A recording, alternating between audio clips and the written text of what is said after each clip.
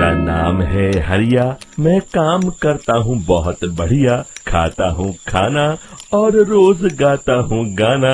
अरे यार, आज तो बहुत देर हो गई। इस खतरनाक जंगल को देखकर तो मेरे हाथ पैर ठंडे हो गए हैं। अगर मैं वक्त पर गांव नहीं पहुंचा तो मालिक बहुत नाराज हो जाएंगे। तभी हरिया को एक आवाज सुनाई देती है। सुनिए हरु जी। अरे, ये आवाज किसने दी? तभी हरिया को सामने कुछ दूर एक औरत खड़ी दिखाई देती है। अरे भाई, ये औरत अकेली इतनी रात को इस जंगल में क्या कर रही है? चलकर पूछना पड़ेगा। फिर हरिया अपनी बैलगाड़ी उस औरत के सामने लाकर रोक देता है और उससे पूछता है। अरे सुनिए, आप इतनी रात को इस खतरनाक जंगल में अकेली क्या कर रही हैं? औरत मीठी आवाज में कहती है, अरे हरु जी, आप आ गए। मैं कब से आपका इंतजार कर रही थी। वैसे तो यहाँ से काफी लोग गुजर चुके हैं, लेकिन मैं खास आपका इंतजार कर रही थी। अच्छा, तुम सच कह रही हो? मुझे तो यकीन नहीं हो रहा है। वो क्या है ना, आज तक किसी ने मुझसे इतने प्यार से बात नहीं की। हाँ हाँ हरु जी, मैं सच कह रही हूँ। अब देर मत करिए और जल्दी से मुझे मेरे घर तक छोड़ दीजिए। कौन सी बड़ी बात है, अभी छोड़ देता हूँ। आप मेरे पीछे बैलगाड़ी में बैठ जाइए और मुझे रास्ता बताते चलिए।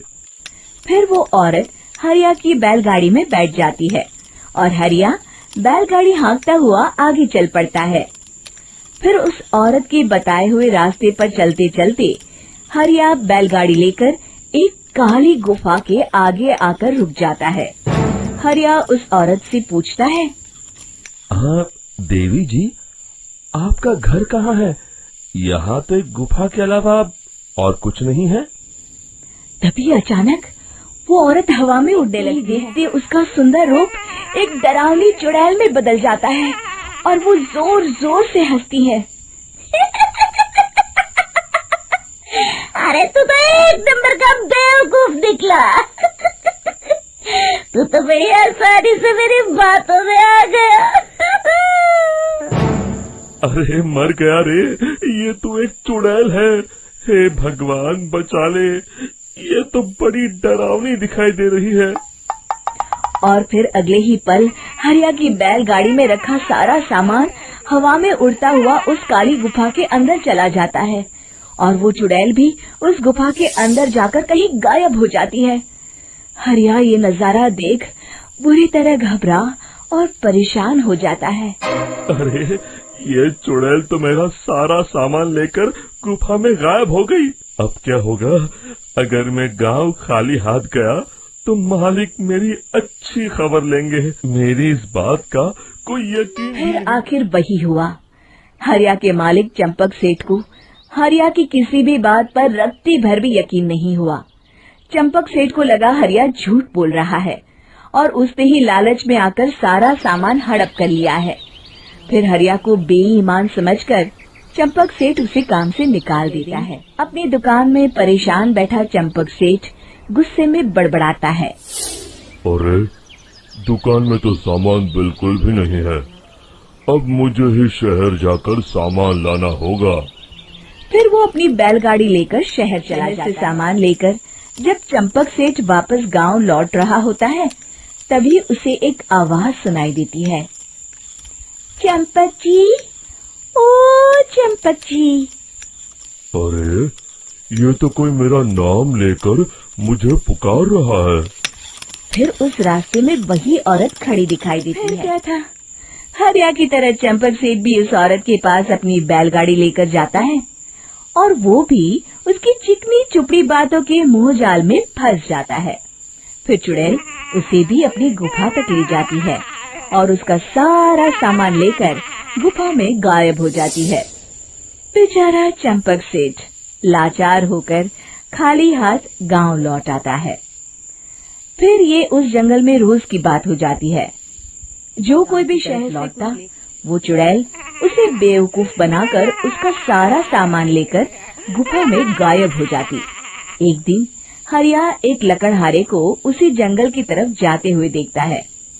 फिर हरिया उसे रोकते हुए कहता है, अरे भाई, क्यों अपनी मौत को दावत दे रहे हो? मेरी बात मानो, आगे जंगल में मत जाओ, वहाँ एक बड़ी भयानक चुड़ैल रहती है। लकड़हारा हरिया की बातों को नजरअंदाज करते हुए कहता है, अरे भाई, मुझे पहले ही बहुत देर हो चुकी है, मुझे जाने दो भाई। शाम तक लकड़ियाँ काट कर शहर के बाजार में बेचना है। तुम अपनी ये कहानी किसी फुर्सत में बैठे इंसान को सुनाओ, मैं तो चला।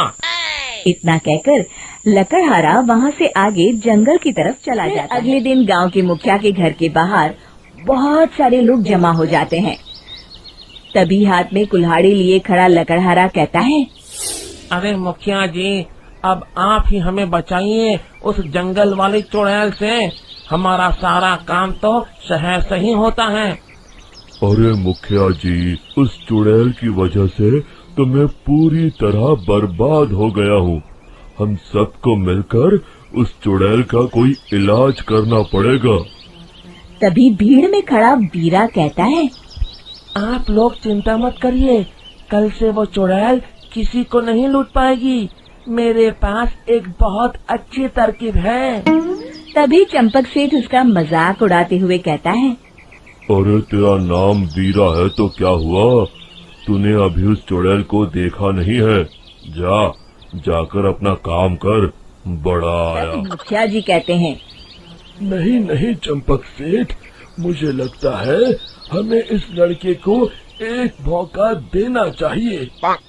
फिर सभी गांव वाले मुखिया जी की बातों से सहमत हो जाते हैं और वीरा शाम को एक बैलगाड़ी में कुछ सामान लादकर उस जंगल की ओर चल देता है। वीरा, ओ वीरा, कहाँ जा रहा है? तभी वीरा मुड़ के देखता है, वही चुड़ैल एक औरत के रूप में खड़ी है। अरे बहन जी, मैं आपको ही ढूंढ रहा था।